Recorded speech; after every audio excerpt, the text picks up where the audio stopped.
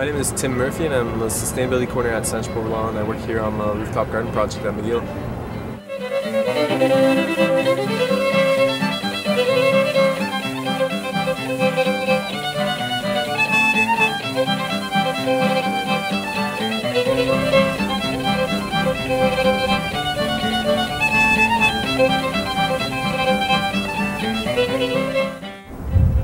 For an organization called Santropol, and basically what we do is deliver meals to people living with a loss of autonomy. So that can mean like several things. We have some people who are suffering from mental disability or a physical challenge. It could be temporary or permanent. Maybe someone broke their wrists and can't cook for a while, so we come in and deliver meals. Maybe someone has lost their spouse and that person is doing most of the cooking, so they need help just kind of getting into things again.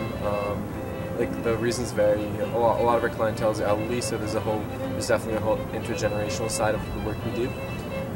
But essentially, it's a service-based organization which is delivering meals to people living with loss of autonomy. Over the years, we've developed a whole sustainability side of what we do, garden being one of them.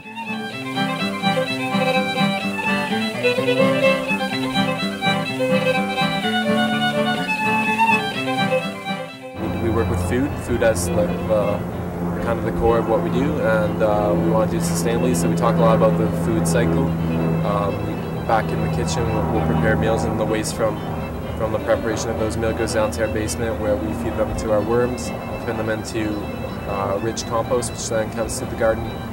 We feed it to the plants, and the plants produce vegetables and some fruit that we then return to the kitchen. So it's this complete food cycle, from garden to plate to back to garden again.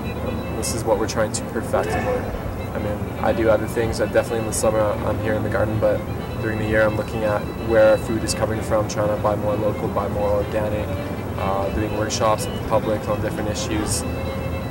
So there's a lot of education that goes into that as well.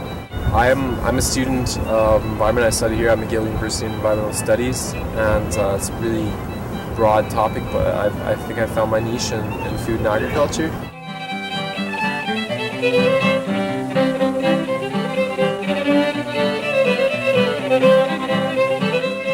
So it's really exciting to watch that whole process happen. Start with seedlings, and now they're getting big and they're about to go outside. And I've gardened before. I did this kind of last year, and when that first tomato is ready to harvest, it's a really good feeling. And doing it with volunteers is great too, because it's you gotta give a little, because you're working with new people all the time who are just learning about this. So you make mistakes along the way, and that's part of it. It's part of the experience. And I don't know, that's rewarding as well, is to share the work we do with the public, and hopefully it spreads.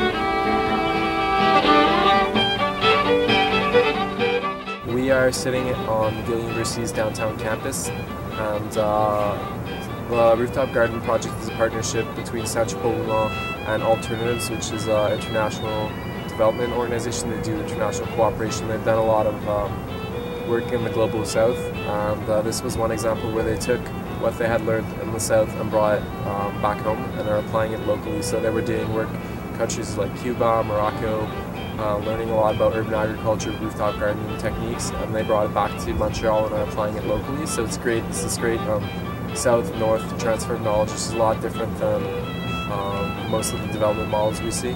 So I think that's great. So they asked us to partner with them probably like 5 years ago now on the Rooftop Garden project.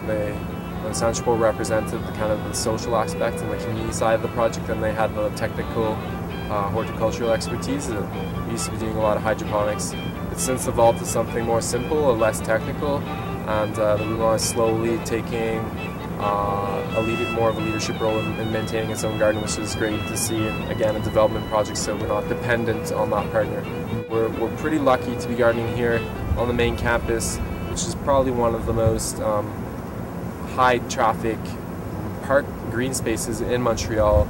On any given day, at lunch hour, you'll have hundreds if not thousands of people on these grounds, and and coming through this, biking through, walking through this this park, this green space. So they get to see the garden, they get to ask questions. So that's amazing. So it's really good for.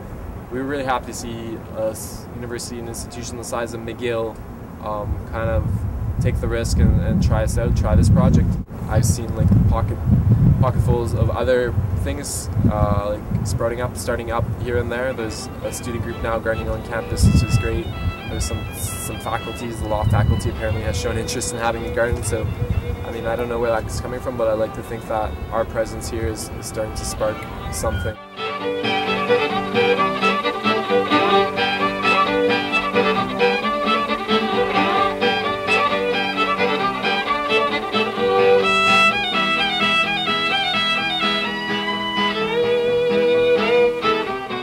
Our goal was not to have this garden on the corner and have people walk around it. We really wanted people to have to walk through, and so we created this archway and people go through it.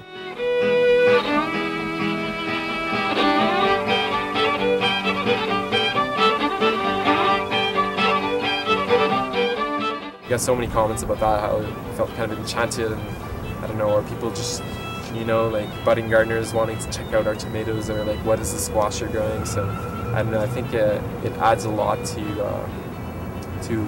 what was here before. Like I said, the main objective of gardening for Santropol is to provide its kitchen, its Meals on Wheels, with some fresh, organic and healthy vegetables. So we are growing a variety of like market vegetables, so everything from tomatoes, eggplants, peppers, zucchini, cucumber, a lot of lettuces, different greens. You know, your basic, your staple plants in a kind of Canadian summer garden. But every year we kind of try new things. Like we'll be trying parsnips this year, a shorter variety that hopefully will do well in containers, because we don't think about containers as the soil depth is limited. In cities, especially, we're pretty downtown right here, there are not a lot of places where you can actually take a shovel and dig in. If you do find space to do that, a lot of times the land has been shown to be contaminated. So the alternative is to grow in containers, and so that's what we're doing. We're thinking like they're a really high percentage, I think above 60, maybe even higher percent of covered ground. If you look from an aerial shot of Montreal, it's gray, it's concrete, it's either rooftop or parking.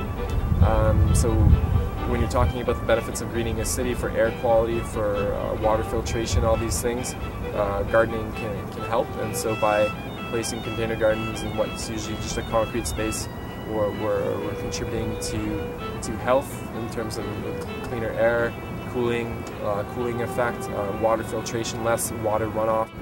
We're helping out with all these things, but it's also, I think there's a very like calming effect, psychological, to see green, to see plants. It's really soothing for people.